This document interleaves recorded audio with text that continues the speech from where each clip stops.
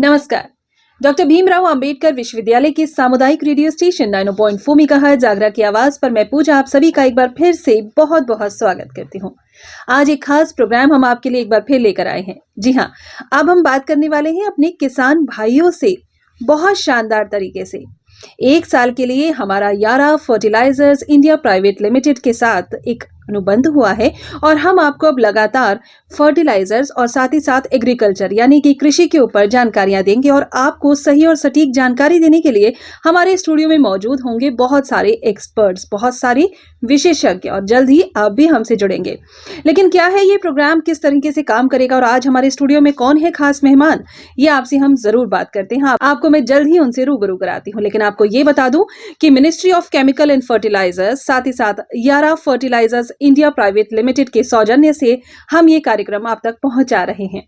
तो आज हम अपने स्टूडियो में बहुत बहुत स्वागत करना चाहते हैं डॉक्टर राजीव मिश्रा जी का। सर, आपका बहुत बहुत स्वागत है। नमस्कार, धन्यवाद पूजा जी, मुझे आज के इस कार्यक्रम में आमंत्रित करने के लिए। आप हैं एग्रोनॉमी हेड यारा इंडिया प्राइवेट लिमिटेड से। सर, पहला एपिसोड है और आप ही एकदम इसको इनॉग्रल कर रहे हैं। सर, कैसा लग रहा है आपको?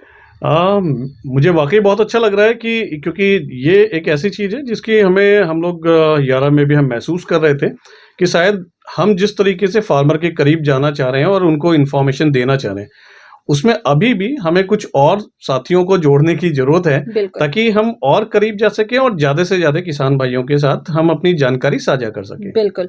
और आजकल के किसान जहां बुजुर्ग हैं वहीं युवा भी हैं और हर तरह की खेती करते हैं और उन्हें सही और सटीक जानकारी नहीं मिल पाती। इसके बारे में आज के प्रोग्राम में होंगी बहुत ढेर सारी बातें, लेकिन सबसे पहला सवाल डॉक्टर राजीव मिश्रा जी मैं आपसे करना चाहती हूँ कि ये प्रोजेक्ट क्या है, ये पूरा जो अनुबंध है, ये जो हम कार्यक्रम अब 180 एपिसोड्स की सीरीज हम चलाएंगे, लगभग एक साल आपके साथ जुड़कर हम काम करेंगे, ये क्या है?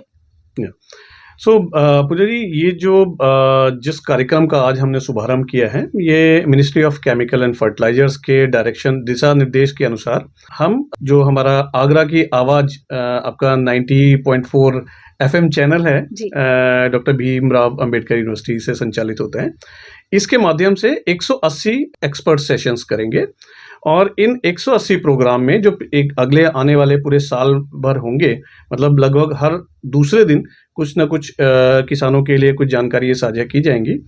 इस कार्यक्रम के अंतर्गत हम कुछ एक्सपर्ट्स सेशन करेंगे जिसमें हम कुछ एक्सपर्ट्स को बुलाएंगे और उन एक्सपर्ट को ये चुनने के लिए कि किस एक्सपर्ट को बुलाना है, हम अपने जो हमारे हमसे जुड़े हुए किसान भाई हैं, हम उनसे भी उनकी जानकारी लेंगे, उनकी जरूरत को समझेंगे ताकि हम उनकी जरूरत के मुताबिक एक्सपर्ट को इन सेशन में बुला सकें और उन्हीं विषयों को हम आगे उन्हीं विषयों को ले सकें जो किसान के लिए उस वक्त के हिसाब से जरूरी है। बिल्कुल बिल्कुल। साथ ही हम कुछ हमारे जो किसान भाई हैं, अनुभवी किसान भाई, उनको भी अपने इन कार्यक्रम में सम्मिलित करेंगे और उनसे भी उनकी जो जानकारियां, उनके तजुर्बे हैं और वो क्या समस्याएं महसूस कर रहे हैं और किस तरीके से उन्हें लगता है कि वो हम लोगों के साथ या हमारे वैज्ञानिकों के साथ साझेदारी करके बाकी किसानों के लिए या जो हमारा फार्मिंग कम्युनिटी है उसके लिए क्या बेहतर सुझाव दे सकते हैं, वो जानने की कोशिश करेंगे। क्योंकि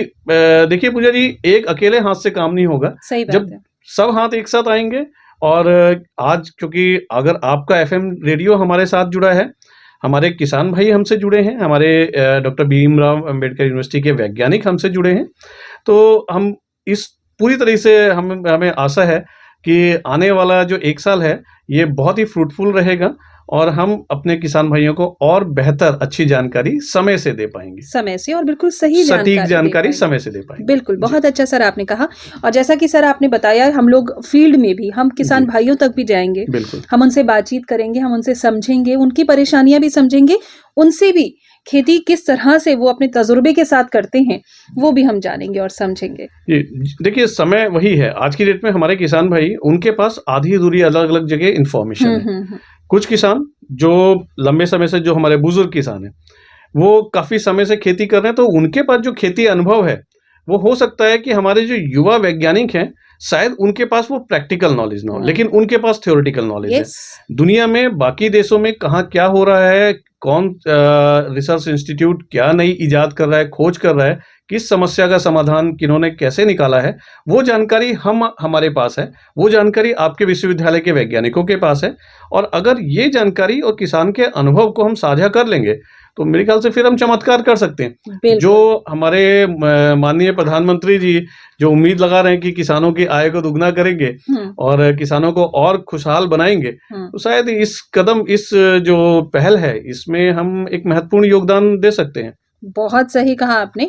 और सर, भारत हमारा कृषि प्रधान देश ही जी। है, लेकिन अब इसके साथ समय के चलते चलते आगे बढ़े तो अगर विज्ञान और टेक्नोलॉजी ये भी जुड़ जाए तो भाई कहने ही क्या, बिल्कुल सोने पे सही, सुहागा बिल्कुल होगा। सही। और इसके चलते ही हम आगे ये बात करना चाहेंगे सर, जैसे कि आपने बताया कि हमारे किसान भाइयों के पास जानकारी तो है, लेकिन किसी के पास अधूरी जानकारी है, किसी की जानकारी को लोग अब पुराना मानते हैं, अपडेटेड नहीं मानते हैं।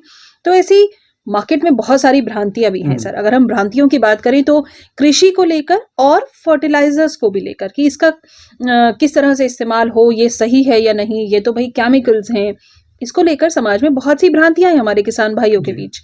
इन पर हम जानना चाहेंगे किस किस तरह की भ्रांतियां हैं जो आप लोग फेस करते हैं और उनका सही जवाब क्या है। बहुत बहुत बढ़िया सवाल है। और ये हमारा जब कभी भी किसी किसान भाई से मुलाकात होती है, हमारे सहयोगी की, या मैं खुद अगर किसी किसान भाई से बात करता हूँ, तो हर बार उस डिस्कशन में कहीं ना कहीं कुछ ऐसे सवाल जरूर आ जाते हैं जिनको सुन के ऐसा लगता है कि अभी भी बहुत जगह नॉलेज गैप बहुत बड़े हैं। बिल्कुल। उदाहरण के तौर पे आप ये देख लीजिए कि क्या होता है कि हमारे देश में, क्योंकि फर्टिलाइजर सब्सिडी उनके ऊपर, बल्क फर्टिलाइजर के ऊपर सब्सिडी है, किसान को अगर सरकार ने जो सुविधा दे रखी है उसकी वजह से उसको रियायती दरों पर फर्टिलाइजर उपलब्ध हो जाता है, लेकिन उसको ये नहीं पता कि उसको कितनी डोज में, कितनी मात्रा में, किस समय, किस क्रॉप पे कब कब देना है। और वो उसका भी खामियाजा किस क्रॉप पे देना है। और उसका खामियाजा ये होता है कि उसको प्रोडक्ट उपलब्ध हुआ, लेकिन उसको सही जानकारी नहीं है। उसने लागत लगाई, खर्चा किया, मेहनत करी और उम्मीद लगाई कि उससे कुछ मिलेगा, फल मिलेगा, लेकिन उसका आउटकम क्या निकला, उसका परिणाम ये निकला कि अगर उसने सही समय पे नहीं डाला तो एक तो उसकी लागत बर्बाद गई, पूरा जो उसको फल मिल सकता था वो नहीं मिल पाया। दूसरा, जरूरी नहीं है कि उस फसल के लिए उस समय वो पोषक तत्वों की जरूरत भी थी, और अगर उनकी जरूरत नहीं थी, पौधे की कैपेसिटी है, पौधा उतना ही लेगा, बाकी वो लेगा नहीं, तो बाकी वो पोषक तत्व क्या रहेंगे, वो मिट्टी में रहेंगे, वातावरण में रहेंगे, और वो पोषक तत्व मिट्टी से होकर या तो रन ऑफ होके, या तो जो वाटर बॉडीज हैं जहां पानी जहां संचित होता है वहां पहुंचेंगे, या ग्राउंड वाटर में पहुंच के जो हमारा ग्राउंड वाटर है उसे कंटामिनेट करेंगे। या सबसे बड़ी चीज जिसमें हमारा जो मुख्य एक विषय भी रहेगा इन कार्यक्रम के दौरान, मिट्टी का स्वास्थ्य, सॉइल हेल्थ जिसकी हम बात करते हैं, सॉइल हेल्थ को प्रभावित करेंगे। क्योंकि जैसे हमारे लिए है, इंसानों के लिए या बाकी जीवों के लिए हम खाना खाते हैं, लेकिन अगर हम अपने खाने में जिन कुछ चीजों को हम पोषक मानते हैं या अच्छी मानते हैं, उदाहरण के लिए आप नमक ले लीजिए या देसी घी का ले लीजिए या चीनी ले लीजिए जिन चीजों को हम कहते हैं कि ये तो अच्छी हैं, फायदेमंद है, लेकिन अगर इसकी हम अति कर दें, इसकी जरूरत से ज्यादा इसको खाना शुरू कर दें, तो क्या होगा, हमारे शरीर को नुकसान करेगा। वैसे ही पौधों के साथ भी है, और वही चीज मिट्टी के साथ भी है। अगर जरूरत से ज्यादा कोई चीज आ रही है तो मिट्टी का बैलेंस बिगड़ेगा। मिट्टी का बैलेंस अगर बिगड़ेगा तो मिट्टी के अंदर जो जीव हैं उनके ऊपर, उनके जीवन पे भी प्रभाव पड़ेगा। साथ ही साथ जिस पौधे के लिए आपने उन पोषक तत्वों को या उन फर्टिलाइजर को खरीद के डाला है, उसकी जरूरत की अगर नहीं है तो वो उसे मिलने नहीं, तो आपकी लागत गई, आपकी मिट्टी भविष्य के लिए आपने खराब करी, और आपकी मिट्टी में जो रहने वाले सूक्ष्म जीवी या आपके मित्र कीट या आपके ऐसे मित्र जीवाणु हैं, उनकी जनसंख्या, उनकी संख्या को भी आपने प्रभावित किया। और वही मिट्टी और से होता हुआ पानी के जरिए वो जो तत्व हैं, अगर वो इस तरीके के हैं जो लंबे समय तक मिट्टी में रह सकते हैं, पानी में रह सकते हैं, तो उसे दूषित करेंगे, और हमारे लिए जो अवेलेबल अच्छी क्वालिटी का पानी है वो भी कम होगा। और आप कई जगह उदाहरण देख सकते हैं। आप अगर पंजाब का उदाहरण देखें, पंजाब में लोगों ने ग्राउंड वाटर डिगिंग करी, बहुत ज्यादा करी, क्योंकि वो उनको एक ही तरीका पता था कि पानी आप बढ़िया सिंचाई करेंगे, ज्यादा पानी देंगे, क्योंकि वहाँ मिट्टी खेत रेतीले हैं थोड़े, तो फसल बेहतर होगी। लेकिन परिणाम क्या हुआ, बहुत ज्यादा ग्राउंड वाटर डिगिंग करने से साल्ट ऊपर आए, और अब मिट्टी वहाँ की खराब हो रही है। अब किसान जो है उन्हें ज्यादा लागत लगानी पड़ रही है, उन्हें अपने खेत की मिट्टी सुधारने के लिए ज्यादा खर्चा करना पड़ रहा है, मतलब जबकि पंजाब में तो बहुत अच्छी कृषि जी। हुआ करती थी। हाँ, सेम उदाहरण आप हिंदुस्तान में कहीं भी चले जाएं, अधिकतर जगह जहां पर किसान के पास अनुभव तो है, लेकिन उसके पास नई जानकारी नहीं है, सटीक जानकारी नहीं है, वहां पे इस तरीके की गलतियां हमारे किसान भाइयों से हो रही हैं, अनजाने में हो रही हैं। और इसका सबसे बड़ा खामियाजा ये हमारी आने वाली जनरेशन को मिलेगा। और यही भ्रांति बन जाती है कि यही हमने भ्रांति बन जो जाती है। चीज को इस्तेमाल किया, जिस वस्तु को हम इसमें डाल रहे हैं, जी। वो ही खराब है। हम ये नहीं समझते हैं कि गलती कहीं ना कहीं हमारी रही। जी, ऐसे ही एक भ्रांति की बात करते हैं, जैसे आप किसानों को पता है ये चीज़, जो हमारे अनुभवी किसान सुन रहे होंगे वो जानते होंगे कि पोटास का प्रयोग करते हैं तो उससे फसल को फ़ायदा होता है। लेकिन आपको ये भी पता होना चाहिए कि जिस प्रोडक्ट को आप यूज़ कर रहे हैं उसके सोर्स क्या हैं? उसे बनाने के लिए जो रॉ मटेरियल यूज़ हुआ है वो क्या है? वो कई किन-किन बार चीजों से बना है, बिल्कुल सही है, या किस प्रोसेस से बना है? किस प्रोसेस से तरीके बना से है? जिससे बना क्योंकि किस तरीके से बना है? क्योंकि अगर आप ऐसा उत्पाद ले रहे हैं जिसमें आपके ज़रूरत का तत्व तो है, लेकिन उसके साथ कुछ ऐसी चीजें भी हैं जो आपकी मिट्टी को खराब करेंगी या पौधे के ऊपर दुष्प्रभाव पड़ेंगी, तो वो पोषक तत्वों का वो जिसमें सम्मिलित है, ऐसा उत्पाद डालने के बाद आपको वो पोषक तत्व की आपने जरूरत तो पूरी करी, लेकिन आपने जो उसके साथ में जो अवांछित जो और चीजें चली आ रही हैं, जो इम्प्योरिटीज चली आ रही हैं, ये जो कंटामिनेशन है, वो आपकी मिट्टी को खराब करेगा, पानी को खराब करेगा, और हो सकता है कई केसेस में वो पौधों के ऊपर भी दुष्प्रभाव करता है। जैसे पोटास के कई सोर्स हैं जो आमतौर पे हम इस्तेमाल करते हैं, उनके सैलिनिटी इंडेक्स उनके ज्यादा होते हैं, मतलब उनमें क्लोराइड बेस अगर वो हैं तो मिट्टी में जाके वो क्लोराइड बढ़ाएंगे, मतलब सैलिनिटी बढ़ाएंगे। और अगर वो आपका क्लोराइड इंडेक्स बढ़ता है, उस प्रोडक्ट का ज्यादा है, अगर वो बढ़ता है तो उसके आगे चल के फिर फसल के ऊपर और निगेटिव दुष्प्रभाव पड़ेंगे। बिल्कुल बिल्कुल। तो किसान को ये जानकारी मिले, इसके लिए हमने कोशिश किया है, प्रयास किया आपके साथ मिलके, बिल्कुल, कि सही जानकारी को सही समय पे सटीक ढंग से हम दे सकें। अनुपात क्या रहता है, किस तरह से रहता है, इसके बारे में हम आगे के कार्यक्रम में बिल्कुल, एक्सपर्ट के साथ जरूर बात करेंगे। सर, ये तो आपने जो मिथ बताए, ये जो भ्रांतियां आपने बताई, ये तो बिल्कुल ऐसी हो गई। हमारे क्षेत्र में आलू का उत्पादन बहुत ज्यादा है और मट्ठे के आलू यहाँ की बहुत बढ़िया डिश है। तो अगर उस मट्ठे के आलू में नमक और धनिया पाउडर के अलावा आपने सारे मसाले डाल दिए या सारी सब्जी डाल दी, तो वो बिल्कुल खराब हो जाती है। बिल्कुल सही है। तो उतना ही क्वांटिटी और सही जानकारी, सटीक जानकारी होना बहुत जरूरी है। बिल्कुल सही। अगला सवाल सर, हम बात कर रहे हैं अभी भ्रांति के बारे में, तो सर अब इसमें ये भी मैं आपसे जानना चाहूंगी, क्या ये जो फर्टिलाइजर्स का इस्तेमाल है, ये हमारे वातावरण को दूषित करता है या नहीं करता? कई किसान भाई, उनके परिवार के लोग, उनका जो आसपास का वातावरण है, वो उसी आबो हवा में रहते हैं, उसी फल सब्जी को खाते हैं, तो ये जरूर एक चिंता का विषय है। तो यारा फर्टिलाइजर्स के जो फर्टिलाइजर हैं, क्या वो हमारे वातावरण को स्वच्छ रखते हैं या दूषित करते हैं? बहुत अच्छा सवाल है, और वाकई ये एक ऐसी चीज है, ऐसा विषय है जिसपे हमारे किसान भाइयों को, और मैं कह रहा हूँ खाली किसान भाई ही नहीं, जो कोई भी, क्योंकि डायरेक्टली इनडायरेक्टली भारत, क्योंकि एक कृषि प्रधान देश है, हम सभी लोग खेती से जुड़े हुए हैं। और आज न्यूज़ में देखें, कई बार मीडिया भी कई चीज़ों को जब उसको एक्सप्लेन करती है या पब्लिश करती है, तो उनके पास भी जरूरी नहीं है कि हर एक के पास पूरी जानकारी हो। बिल्कुल। तो उससे इस तरीके की भ्रांतियां और बढ़ जाती हैं। आपका सवाल जो था वातावरण के ऊपर प्रभाव को लेकर फर्टिलाइजर से, और दूसरा आपका जो उसका पार्ट था कि यारा के फर्टिलाइजर क्या इसमें दुष्प्रभाव करते हैं, तो मैं इनको दो भाग में जवाब देना चाहूंगा। पहला, जो ये भ्रांति है कि क्या फर्टिलाइजर वातावरण को प्रभावित करते हैं, तो देखिए, कोई भी चीज जरूरत से ज्यादा अगर इस्तेमाल हो रही है, कहीं पर भी हो रही है, तो उसका कहीं ना कहीं कुछ दुष्प्रभाव होगा। अति हर चीज की बुरी है। अति सर्वत्र वर्जिते हमारे पुरखों ने भी बताया है, तो वो उसका होगा। लेकिन अगर यारा के फर्टिलाइजर्स की बात करें, यारा के फर्टिलाइजर जिन पेटेंटेड टेक्निक के द्वारा बनते हैं, उन तकनीकों में यारा इसमें, क्योंकि अगर हम वातावरण की बात कर रहे हैं तो वातावरण के लिए ये जानना सबसे ज़्यादा जरूरी है, जो आजकल हमारे मीडिया पर्सन जो लोग हैं वो ज़्यादा इसमें रुचि रखते हैं और ज़्यादा इस पर टिप्पणियां करते हैं, कार्बन एमिशन या ग्रीन हाउस गैस एमिशन। ये एक, अभी अगर हम अपने किसान भाइयों से बात करें तो शायद अधिकतर किसान भाई इस चीज़ को समझ ना पाएं या इसको समझें कि ये बहुत आगे की बातें हम कर रहे हैं, लेकिन ये आज की ज़रूरत है इस चीज़ को समझना।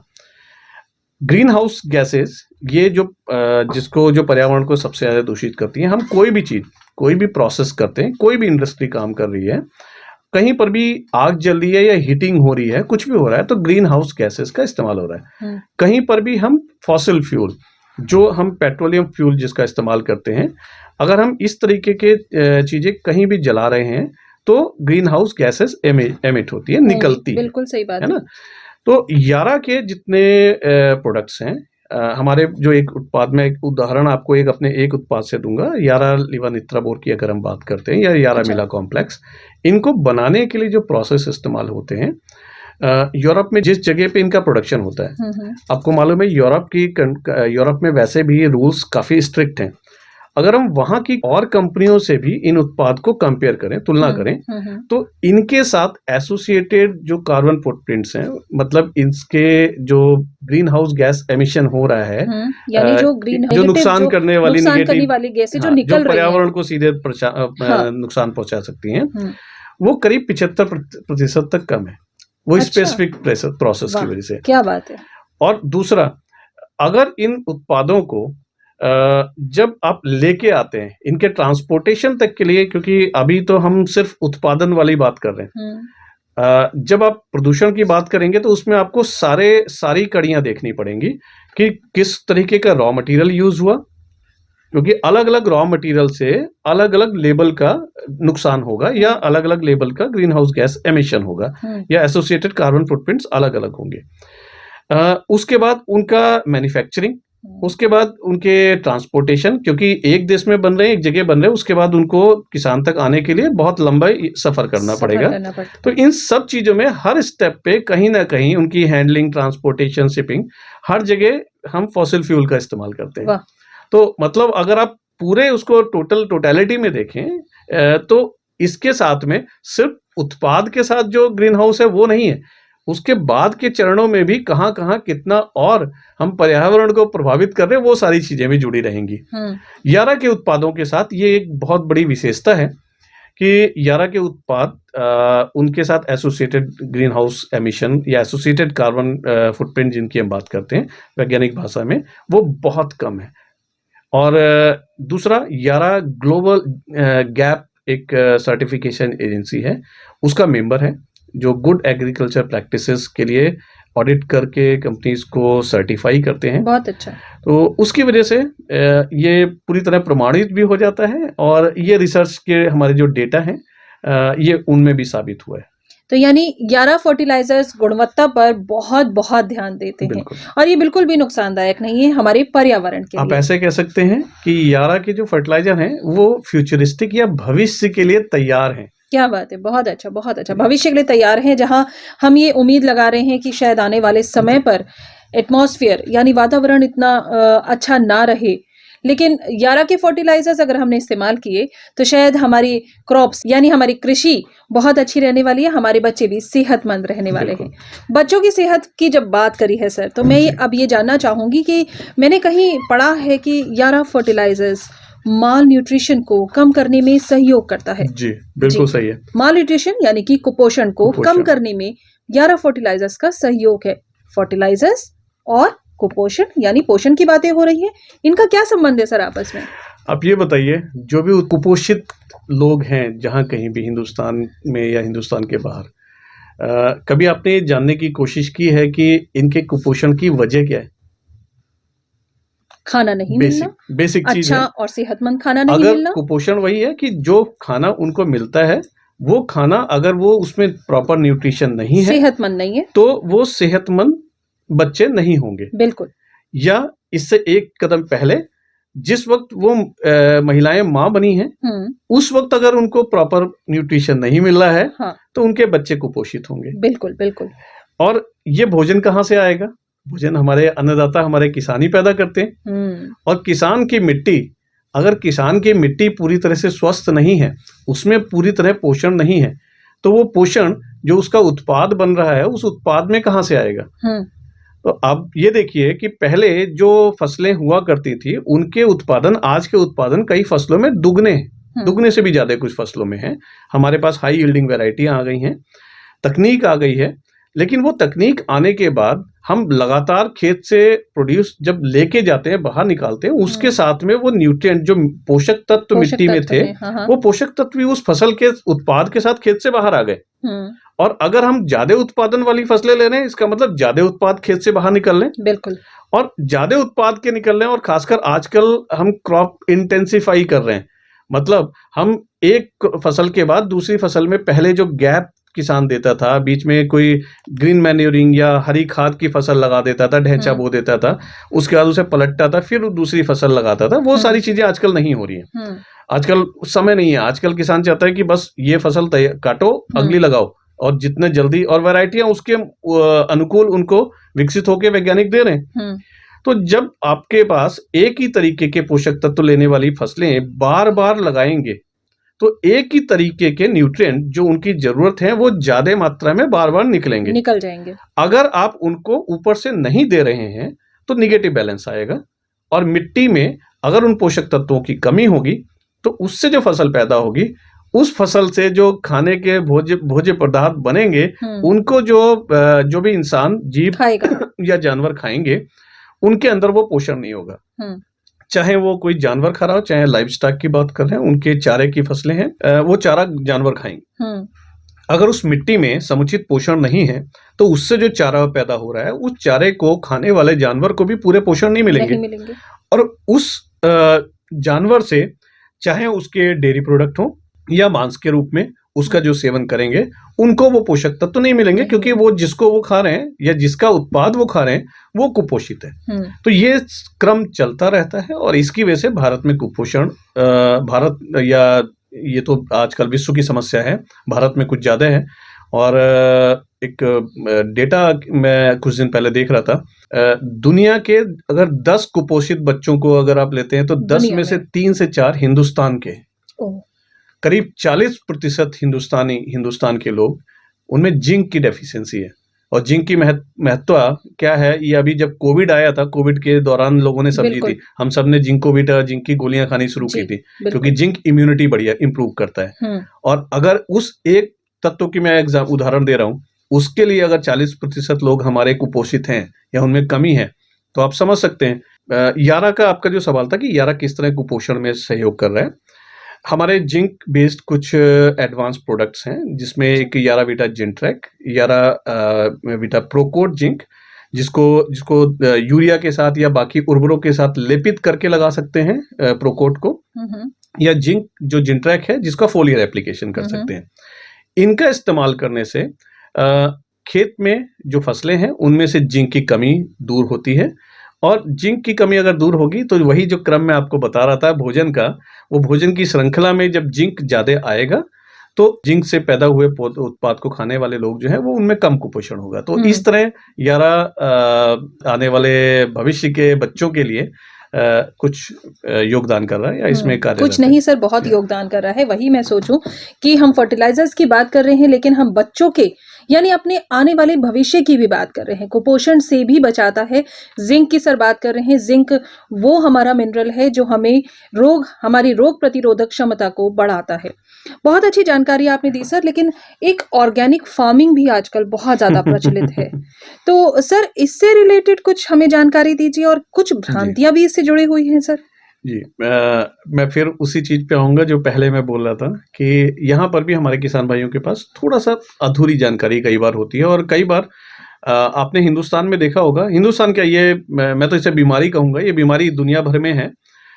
कई बार कुछ लोग हमारे जिनके पास पावर होती है खबरों को सारी दुनिया तक पहुंचाने में, उनके पास अगर प्रॉपर जानकारी पूरी नहीं है, अधूरी जानकारी है, तो वो जिस ढंग से उसको प्रस्तुत करते हैं उससे बाकी लोग कंफ्यूज हो जाते हैं। आपका सवाल था ऑर्गेनिक फार्मिंग को लेके, तो ऑर्गेनिक फार्मिंग बुरी नहीं है, ऑर्गेनिक फार्मिंग वाकई अच्छी है। और ऑर्गेनिक फार्मिंग से अगर उससे प्रोड्यूस पैदा हो रहा है तो वो वाकई, अगर वो वाकई ऑर्गेनिक प्रोड्यूस पैदा किया है तो वो वाकई उसका फायदा ही मिलेगा। लेकिन एक छोटा सा एक डेटा है जो आप गूगल कर सकते हैं, देख सकते हैं। अगर ये फर्टिलाइजर नहीं आए होते तो जानते हैं अभी तक 1 अरब हेक्टेयर जंगल या वर्जिन सॉइल्स को साफ करके खेती करने की शुरुआत कर दी गई होती। मतलब इतना जमीन अगर आप साफ करके खेती शुरू करते, इतनी और बढ़ाते, तब जाके जो आज की जनसंख्या है उसको भोजन दे पाते। तो जितने हमारे जनसंख्या हम बढ़ाते जा रहे हैं, क्योंकि उस पे तो कोई कंट्रोल है नहीं अभी भी, बहुत सरकारें बहुत मेहनत कर रही हैं, लेकिन फिर भी जिस दर से ये बढ़ रही है, उस दर से उनको भोजन देने के लिए अगर हम सिर्फ ऑर्गेनिक के ऊपर डिपेंड करेंगे तो शायद हम उतनी उत्पादकता नहीं ला पाएंगे। आपका ये जो सवाल है, इसके लिए हमारे पास कुछ डेटा हैं। हमारे जो रिसर्च स्टेशंस हैं वहाँ पर एक करीब 65 साल से एक ट्रायल चल रहा है, लॉन्ग टर्म ट्रायल चल रहा है। और उस ट्रायल में हम लोगों ने जो ट्रीटमेंट लगा रखे हैं उनमें कुछ प्लॉट ऐसे हैं जिसमें कुछ भी नहीं डालते हैं, कंट्रोल है, कोई फर्टिलाइजर नहीं डालते हैं। कुछ ऐसे हैं जिसमें सिर्फ ऑर्गेनिक होता है, उसमें किसी तरीके का कोई केमिकल या मिनरल फर्टिलाइजर नहीं इस्तेमाल होता। कुछ ऐसे हैं जिसमें सिर्फ मिनरल होता है, उसमें किसी तरीके का आपका FYM या कुछ इस्तेमाल नहीं करते। अच्छा। और कुछ प्लॉट ऐसे हैं जिसमें हम इंटीग्रेटेड अप्रोच करते हैं, मतलब बैलेंस फॉर्म में मिनरल न्यूट्रिशन भी ज्यादा है, बैलेंस फॉर्म में आपका FYM या गोबर की खाद या इस तरीके की चीजें भी जारी हैं। इनके अगर आप डेटा देखेंगे और इनके हर साल के जो उत्पादन के डेटा देखेंगे, तो वो फोटो देख के उसके जो एरियल व्यू हैं, जो ड्रोन फोटोग्राफ्स हैं, आप उन प्लॉट्स के देखेंगे तो आप चौंक जाएंगे, हैरान हो जाएंगे। जहां पे सिर्फ और सिर्फ आपके सिर्फ पशुधन आधारित खाद्यों का इस्तेमाल हो रहा था, वहां पे खेत में बहुत ज्यादा कुछ नहीं हो रहा है। उसकी वजह क्या है? इसमें ये पूरी एक इकोसिस्टम चलता है मिट्टी में भी। अच्छा। मिट्टी में भी ऐसा नहीं है कि खाली आपने अभी जो डाला वो अभी के लिए काम करेगा, वो पौधे ने तुरंत लिया उसके बाद भूल जाएगा, वो मिट्टी में रहेगा। और मिट्टी के अंदर भी सॉइल हेल्थ, बाकी चीजों के ऊपर भी उनके प्रभाव पड़ते हैं, क्योंकि वो चीजें जो भी आप इस्तेमाल कर रहे हैं वो मिट्टी में रहती हैं। हमारी मिट्टी एक लिविंग सिस्टम है, क्योंकि उसमें माइक्रो ऑर्गेनिज्म है, उसमें बहुत से सूक्ष्म कीट, सूक्ष्म जीवाणु इस तरीके के हैं जो उसको एक्टिव बनाए रखते हैं, लिविंग बनाए रखते हैं, जीवित बनाए रखते हैं। और अगर वो जीवित है और अगर वो एक्टिव है और अगर उसमें उस तरीके के जीव ज्यादा हैं जो नुकसान नहीं पहुंचाते मिट्टी को और पौधों को, तो वो उसको हम कहते हैं कि इसकी सॉइल हेल्थ अच्छी है, इसका स्वास्थ्य अच्छा है। तो सॉइल हेल्थ पे हमने जब 2-3 पैरामीटर पे जब इन एक्सपेरिमेंट में ट्राई किया, ऑब्जर्वेशन ली, तो हमने उत्पादन में तो एक बहुत बड़ा फर्क देखा। जहां पे हमने इंटीग्रेटेड अप्रोच की थी वहां पे बहुत बढ़िया उत्पादन था, और कंसिस्टेंट उत्पादन बढ़ रहा था। अच्छा। बढ़ा हुआ था लेकिन वो कंसिस्टेंसी थी। और जहां पर हम सिर्फ डिपेंडेंट है पशुधन आधारित पे, वहां पे ठीक है, वहां पे उत्पादन कंट्रोल से तो बहुत अच्छा था। कंट्रोल में तो नहीं आप कुछ उम्मीद कर सकते ज्यादा, लेकिन अगर आप कंपेयर करेंगे खाली मिनरल से या कंपेयर करेंगे मिनरल और जिसके साथ में हमने इंटीग्रेट कर दिया FYM को, उसके साथ में, तो वो बहुत बड़ा फर्क है। अच्छा। और ये तो हो गया उत्पादन पे। दूसरी चीज जो लंबे समय के लिए है, मिट्टी की हेल्थ, उससे रिलेटेड पैरामीटर जो होते हैं, जैसे आपका हम ये देखते हैं कि उसमें पॉपुलेशन, जो आपकी माइक्रोबियल पॉपुलेशन है, माइक्रोब्स की पॉपुलेशन है, वो कितनी है, या इसको नापने के अलग अलग तरीके हैं। साथ में हम ऑर्गेनिक कार्बन की बात करते हैं, ऑर्गेनिक मैटर कंटेंट की बात करते हैं। जब इनको भी देखा गया तो जिसमें हमने इंटीग्रेटेड अप्रोच की है उसमें ये परिणाम बहुत बढ़िया निकले एज कंपेयर टू सोलो या सोल ऑर्गेनिक फार्मिंग। मैं फिर बोलूंगा, ऑर्गेनिक फार्मिंग अच्छी है, लेकिन क्या हम उससे इतने सारी जनसंख्या के, इतने लोगों का पेट भर सकते हैं? सही बात है। और दूसरा, अगर हमारे पास ऐसे परिणाम हैं जिसमें मिट्टी का स्वास्थ्य अच्छा हो रहा है, यही अगर आप सिर्फ मिनरल पे जाते हैं या ऐसे सोर्स के मिनरल फर्टिलाइजर पे जाते हैं जिनमें जो मिट्टी को दूषित करते हैं, उसके लिए उदाहरण देता हूं आपको। MOP या कुछ, जैसे हमारे एक उत्पाद के साथ कंपेयर करते हैं, हमारा एक उत्पाद है यारामिला कॉम्प्लेक्स। इसमें NPK है, साथ में इसमें 6 और पोषक तत्व हैं, इसमें माइक्रोन्यूट्रिएंट भी हैं, ट्रेस एलिमेंट भी हैं। ये पोषक तत्व SOP बेस्ड है, मतलब सल्फेट ऑफ पोटास बेस्ड है। इनका सैलिनिटी इंडेक्स बहुत कम है। जब मिट्टी में इनको डाला जाता है तो क्लोराइड की प्रॉब्लम नहीं होती। अच्छा। लेकिन बाकी जो प्रोडक्ट, चाहे आपके MOP हैं या कुछ और प्रोडक्ट, और कंपनियां भी काफी उत्पाद लाती हैं, मैं किसी के ऊपर चिन्हित नहीं करना चाहता, लेकिन अगर आप बाकी किसी से भी कंपेयर करेंगे तो उसमें पाएंगे कि वो उत्पाद जितने भी हैं वो क्लोराइड बेस्ड हैं, वो उनके अंदर MOP बेस्ड फॉर्मुलेशन है। अगर वो क्लोराइड बेस है तो उनको मिट्टी में डालेंगे तो क्लोराइड की अधिकता हमेशा नुकसान देती है, नुकसानदेह सैलिनिटी बढ़ेगी। बिल्कुल और वो मिट्टी अगर आप ज्यादा मात्रा में लंबे समय तक इस्तेमाल कर रहे हैं तो उसके दुष्प्रभाव लंबे दिखेंगे। बिल्कुल तो ये कुछ चीजें हैं जिसमें यारा की कोशिश रहती है कि किसान को सही उत्पाद के साथ सही जानकारी भी दें। इसीलिए अगर आप यारा का लोगो देखेंगे तो उसमें नीचे लिखा है नॉलेज ग्रो। बिल्कुल हम बिल्कुल खाली उत्पाद बना के बेचने में बिलीव नहीं करते। हाँ। हम ये चाहते हैं कि सही जानकारी भी सही समय पे हमारे किसान भाइयों को मिले। बिल्कुल बिल्कुल हम दोहरा कर आपको बता दें कि ministry of chemical and fertilizers, Yara fertilizers India private limited के सौजन्य से हम ये कार्यक्रम आप तक लेकर आए हैं। Doctor Rajiv Mishra, agronomy head जो यारा इंडिया से हैं, आज वो हमारे साथ जुड़े हैं और हमें ये बेहतरीन जानकारियां दे रहे हैं। सर, ज़्यादा समय तो नहीं है हमारे पास अब और बातचीत करने का, लेकिन फिर भी मैं चाहूंगी, एक हमारी अलग से बात हो रही थी, आपने बताया था 4 ऐसे स्टेप्स है, बेहतरीन स्टेप्स, जी, जी। जिससे कि हम अपनी कृषि को सुधार सकते हैं। तो जी। जल्दी से सर हमें वो 4 स्टेप्स बताइए। देखिए, हमेशा जैसे मैंने पहले एक बात बोली थी, अति सर्वत्र वर्जिते, हाँ। उसको ध्यान रखना है। किसी भी चीज की बहुतायत करेंगे तो उसके कई नुकसान होंगे। पहली चीज, आपका पहला सबसे सीधा जो नुकसान हो रहा है वो आपकी लागत बढ़ रही है। आप जितना लगा रहे हैं उसकी जरूरत नहीं थी। दूसरा, उसके दुष्प्रभाव जैसे हमने बात की। तो इसको सही करने के लिए 4R कॉन्सेप्ट को यारा प्रमोट करता है। 4R में हम कहते हैं कि पहली चीज है राइट प्रोडक्ट या राइट न्यूट्रिएंट, मतलब सही उत्पाद जिसकी जरूरत है उसी प्रोडक्ट या उसी न्यूट्रिएंट को आप इस्तेमाल करें। यानी सही उत्पाद का, राइट सही प्रोडक्ट का चयन करना। यस जी। दूसरी चीज है राइट टाइम। समय भी बहुत जरूरी है। बिल्कुल। जिस समय पे जिस चीज की जरूरत नहीं है उसे डालेंगे तो पौधे को जरूरत नहीं है, वो वेस्ट जाएगा। और आपको उसके भूख नहीं लगी और खाना खिला दिया, बिल्कुल सही तो वो खाना वेस्ट हो गया। तो दूसरा है राइट टाइम, सही समय। जी। तीसरा है सही मात्रा। सही मात्रा का मतलब हो गया कि जिस मात्रा में चाहिए उस मात्रा में ही उसे दिया जाए। बिल्कुल। और चौथा सबसे इंपॉर्टेंट चीज है उसका सोर्स, राइट सोर्स। कि राइट सोर्स भी बहुत जरूरी है कि किस सोर्स से वो प्रोडक्ट आया है।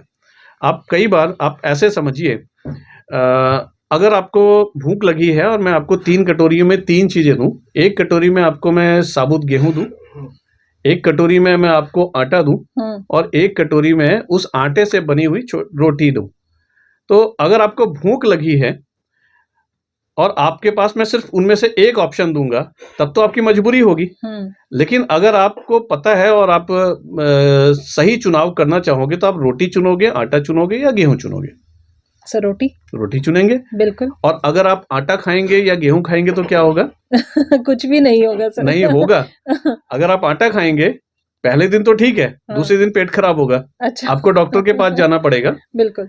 और उससे और आपके जो भूख है, जो कहते हैं तृप्ति मिलती है, वो भी नहीं मिलेगी, मतलब सेटिस्फेक्शन, और जो जिस तरह शरीर को लगना चाहिए वो भी नहीं लगेगा। तीसरे केस में अगर आपको सिर्फ गेहूं खिलाना शुरू करें, पहले दिन से पेट में दर्द हो जाएगा। आप कल की जगह आज डॉक्टर के पास जाएंगे और आप डॉक्टर के ऊपर एक्स्ट्रा खर्च करेंगे। आपने सस्ता तो ले लिया क्योंकि प्रोसेसिंग का पैसा बच गया। हाँ। आटा पिसवाना, उसके बाद रोटी बनाना, हाँ। सस्ता ले लिया आपने, लेकिन उस सस्ते से आपने डॉक्टर को खर्चा दिया और साथ में आपकी भूख भी नहीं मिटी। और हो सकता है अगले कई दिन आपको ऐसी चीजें खाने को डॉक्टर लिख दे कि आपको आगे के लिए भी, भविष्य की भी आपके लिए तकलीफ वाला हुआ। हाँ।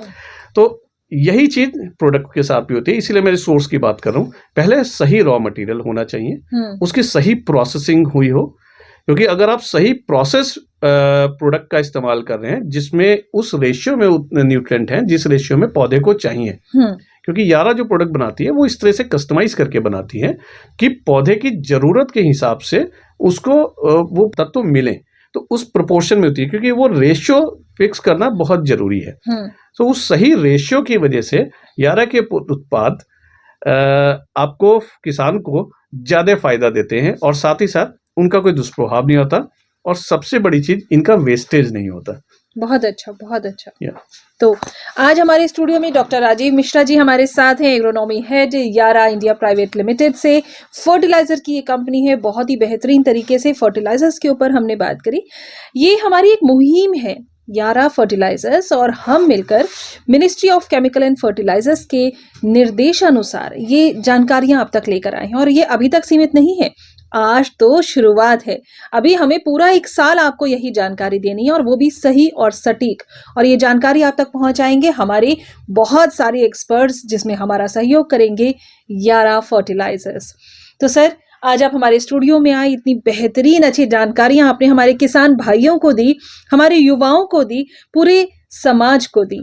तो सर, इसके लिए हम आपका तहे दिल से धन्यवाद करना चाहेंगे। बहुत-बहुत धन्यवाद आपका पूजा जी, आपने हमें ये मौका दिया और क्योंकि ये जॉइंट मुहिम है, अगर ये हम जो काम कर रहे हैं, हमारा मानना ये है कि हम किसी और के लिए नहीं, अपने लिए कर रहे हैं। बिल्कुल, क्योंकि अगर सही उत्पाद पैदा हो रहे हैं, सही भोजन, न्यूट्रिशियस भोजन हो रहा है, तो वो हम, हमारे बच्चे, हमारा समाज, हमारे ही लोग खाएँगे। बिल्कुल तो सही हम बात अपने है। लिए कर रहे हैं और अगर इसी सोच के साथ हमारे बाकी किसान भाई या बाकी श्रोतागण वो भी अगर इस मुहिम में हमसे जुड़ना चाहेंगे, तो मेरे ख्याल से शायद हम मिल के ज़्यादा बेहतर ढंग से और जल्दी इसमें कुछ ज़्यादा प्रभाव ला पाएँगे। बिल्कुल सही कहा आपने सर। और आपसे इतनी अच्छी जानकारियाँ हमें प्राप्त हो रही हैं कि हम चाहेंगे, आपसे निवेदन भी करेंगे कि आगे भी कभी समय निकाल कर आप बिल्कुल। हमारे रेडियो स्टूडियो आएँ और इस कार्यक्रम में जुड़कर और ज़्यादा जानकारियाँ हमारे किसान भाइयों को दें। जो और अगर आप कोई भी और जानकारी चाहते हैं या आपके भी कोई सुझाव हैं या कैसा लगा आपको यह हमारा पहला कार्यक्रम, तो आप हमारे इस यूट्यूब पेज पर इस वीडियो को देखते-देखते अपने संदेश हम तक पहुँचा सकते हैं और हमसे संपर्क भी कर सकते हैं। फिलहाल अभी के लिए इजाज़त दीजिए, पूजा अब आपसे और बात नहीं कर पाएगी। इस कार्यक्रम को लेकर हम आपके साथ फिर से जुड़ेंगे, तब तक के लिए नमस्कार। नमस्कार।